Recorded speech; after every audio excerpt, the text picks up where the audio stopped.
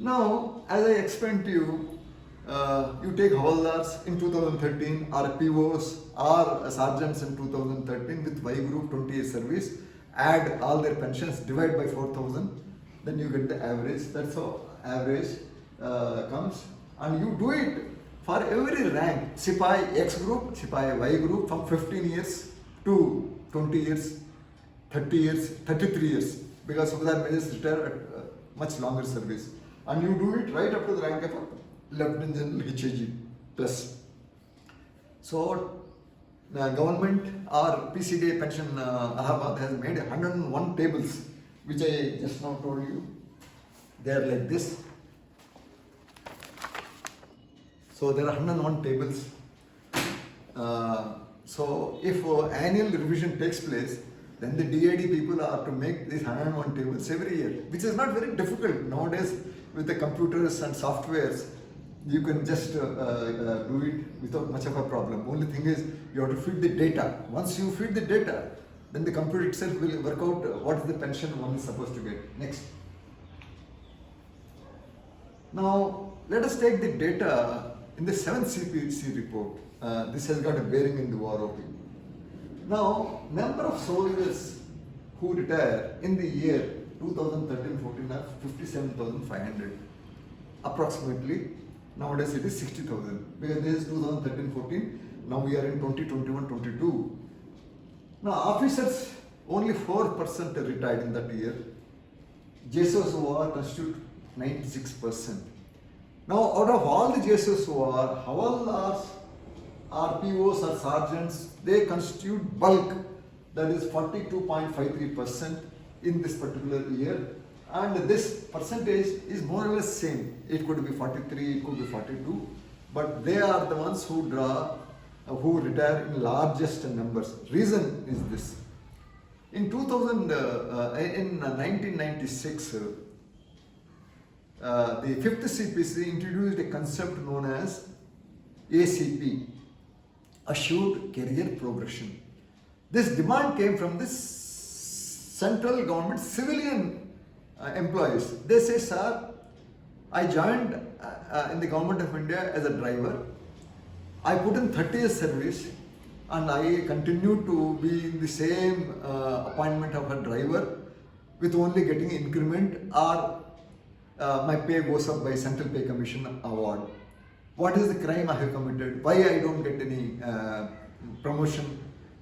So then the 5th Central Pension Commission, CPC, Central Pay Commission, said, yes, this is a very good suggestion. What we will do, we will give you 3 pay promotions after every 10 years. That means you join today. After 10 years, if the government doesn't promote you, it is not your fault. You get ACP. That means you are promoted to the next cadre in your department. Though you are lower guy, in the case of army, which is very easy for me to explain, you are a Sipai. For 10 years you remained as a Sipai, there is no promotion. You get the pay of a Nayak.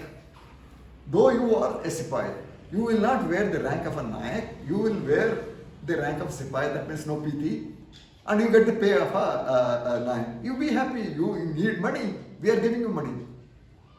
After another 10 years, suppose if you continue to be Sipai, no promotion, we will give you the pay of a Havaldar when you are in service, and when you retire as a Havaldar. Nowadays, in 6th CPC, they reduced for armed forces pensioners from 10 years to 8 years, and they call it as a modified ACP or modified assured career progression. What happens? Sipai doesn't get promoted, 8 years he becomes on paper Nayak, but does the job of a Sipai only. Then after another 8 years, that is total 16 years, he is still a Sipai, but pay of a Havaldar, and when he retires, he is a Havaldar. That's why most of the Sipais now serve till 16 years, get the pay of Havaldar, then they go on pension.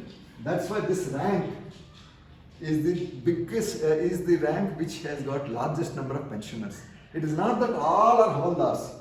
There are somebody, he is a Nayak, After 8 years, he automatically gets the pay of a Havaldar. So he also gets the pay of a Havaldar.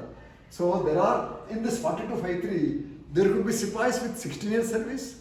There are Nayaks with 8 years service. And of course, there are Havaldars who retired as a Havaldar. That's why this rank is the largest in the pensioners. Next. Now, I explained this to you. You read it after clicking the pause button. Multiple pensions are there in the year 2013 itself. I'll explain to you by an example which you will understand better. Next. Now you see what happens. In 2013, of course I can't take 10,000 Havaldars and show you. I've only taken few. Now for example, there is a Havaldar A retired in 2013 in Group Y with 20 years service. All are same. Whether you are a PO, you are a sergeant, you should belong to Y group and you should put in 20 years service. This Havaldar A got promoted in a battalion because there is a vacancy. When he retired, his pension was 8,050. That is the highest in 2013. This Havaldar B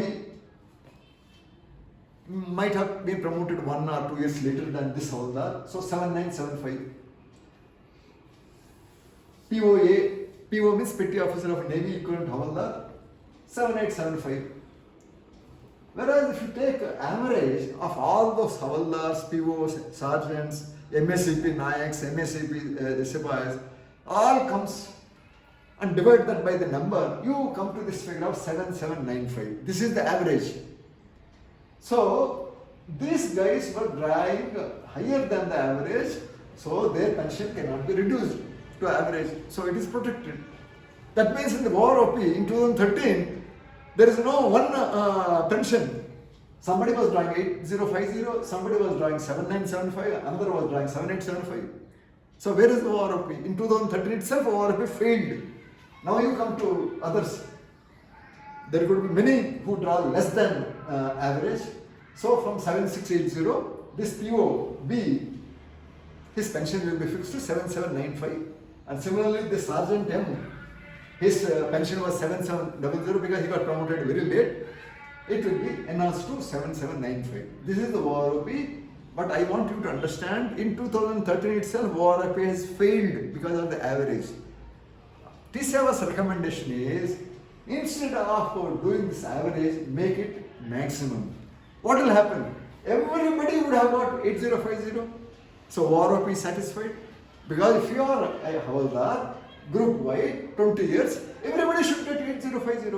So, I hope the Supreme Court understands and makes not average, but maximum, so that everybody gets OROP.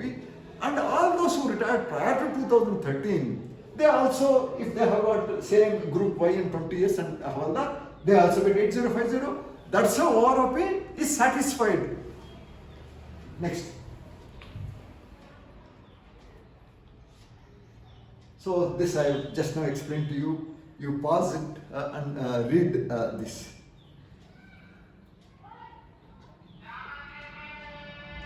Now, many people ask us, sir, what about the service chiefs and army commanders?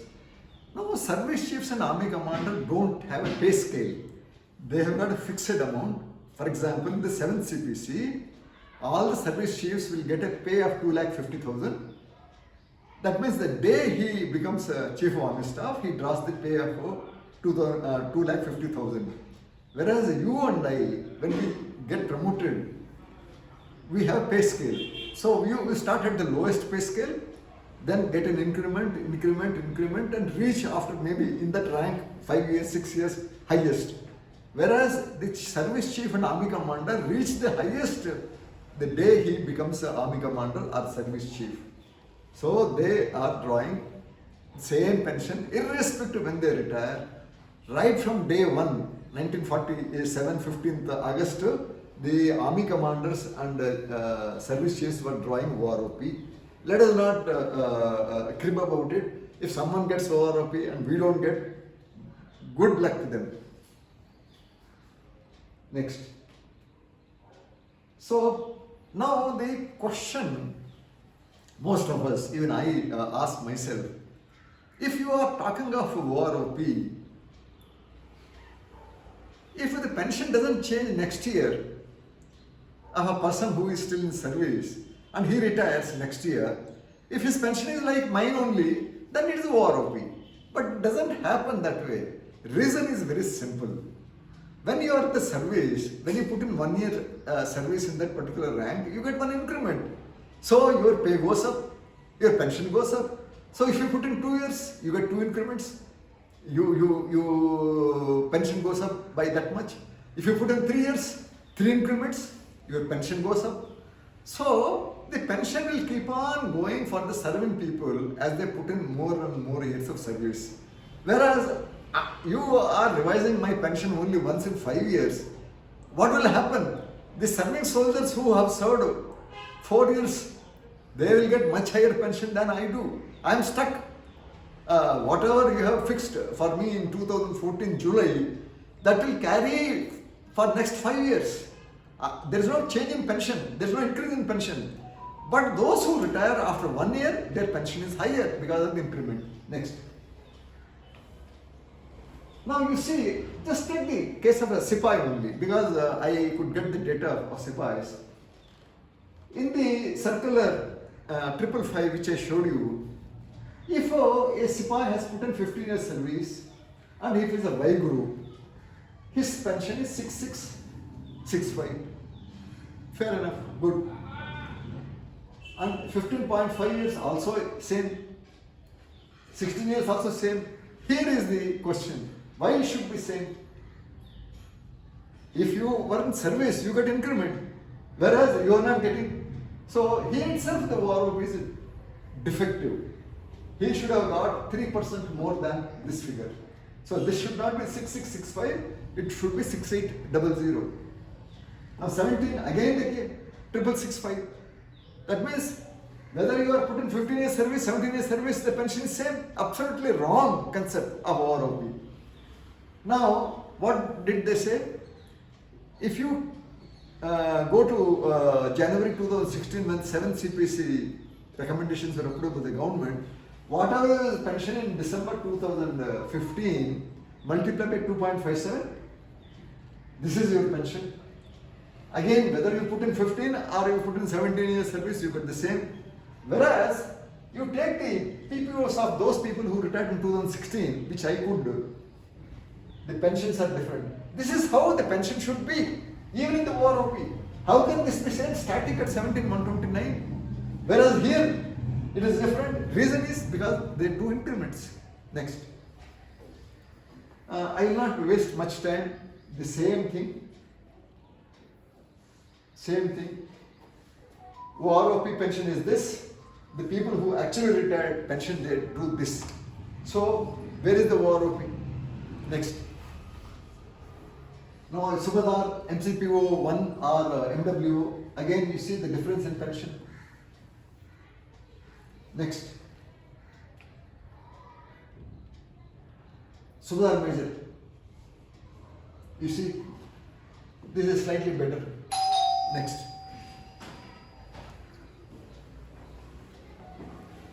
So, which I mentioned, OROP in real sense, it should be revised every year. It can't be done once in 5 years. Next. In the OROP, you find the worst sufferers are basically Sipais, which I mentioned to you. Whether you put in 15 years or 17 years, you get the same pension. Very unfortunate. Nayaks are not in a way benefited. Havaldars again not benefited. Majors. There is only one major retired in 2013 with 22 years service, and his pension was 23,815. All majors, whether they are 24, 25 or 33 years of service, they all get 23,815 and they call it protection. What protection? The pension should have gone up. MNS major, nobody retired, so they don't get benefit of OROP. Now OROP is what? It is enhancement of the pension. How can you deny MNS majors because nobody retired in 2013? It's a false argument of the government as far as the OROP is concerned. Now you see, There are regimental commissioned officers and special commissioned officers. They are commissioned officers. They undergo SSB, found to have officer qualities, so they are given commission by the President of India. They are officers, whereas their pension is same as that of honorary lieutenant, honorary captain, who are only JCOs.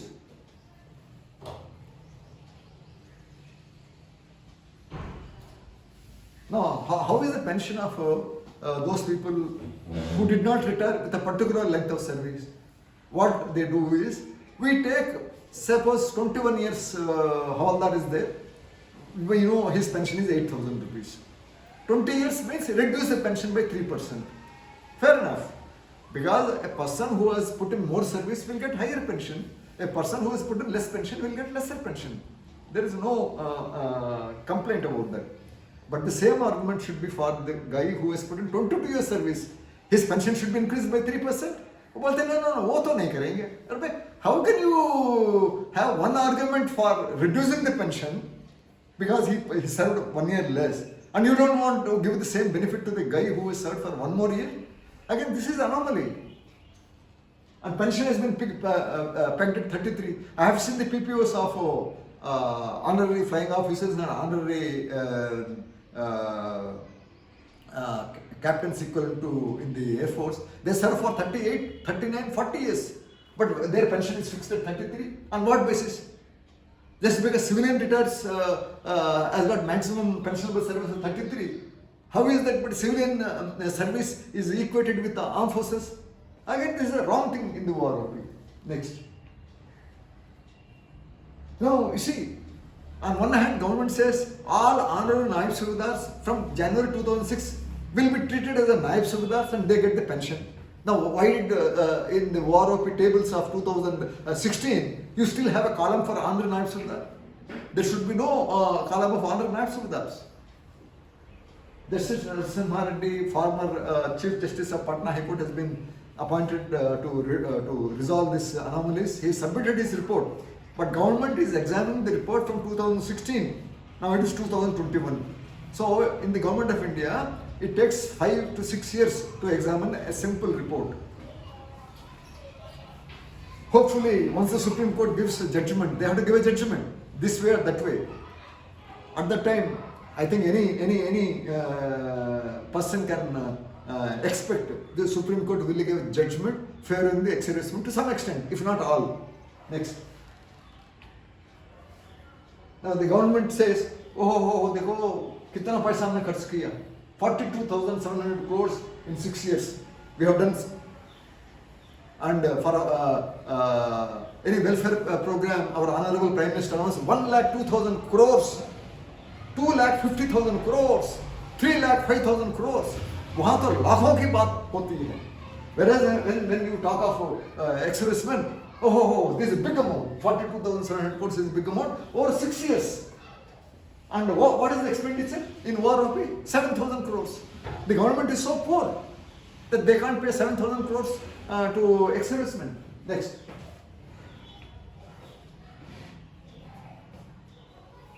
People ask me about this particular case being fought in the Honorable Supreme Court by the Indian ex-servicemen movement.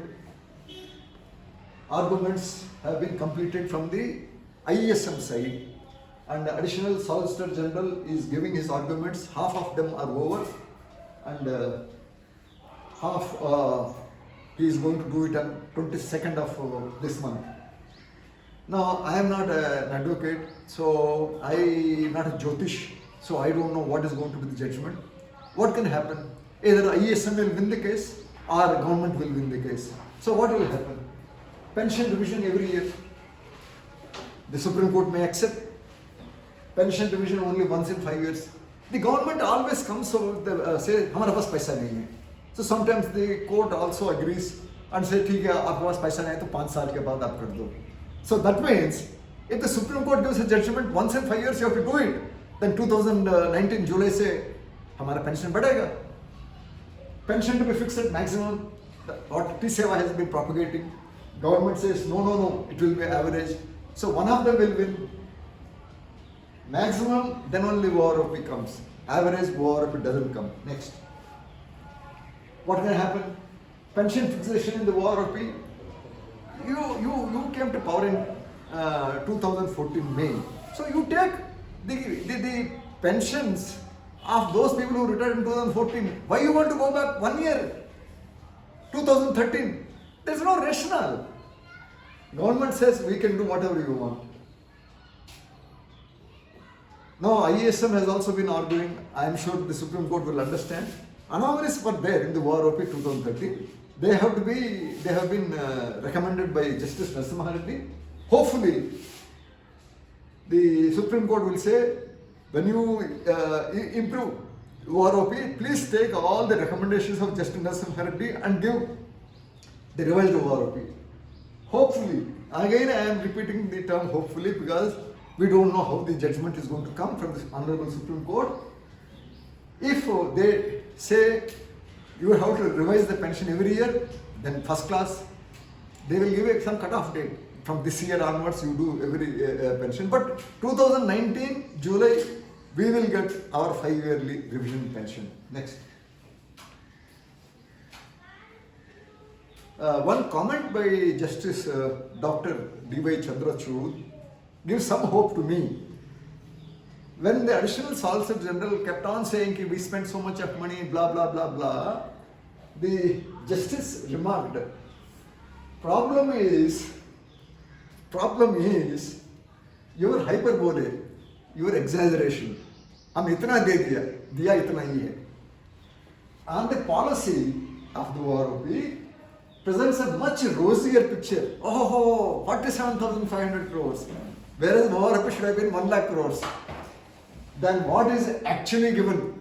आपने दिया इतना, बोल रहे हो इतना. So this is what Justice Chandrachud is remarked, and I hope this remark translates into a judgment favorable to our community.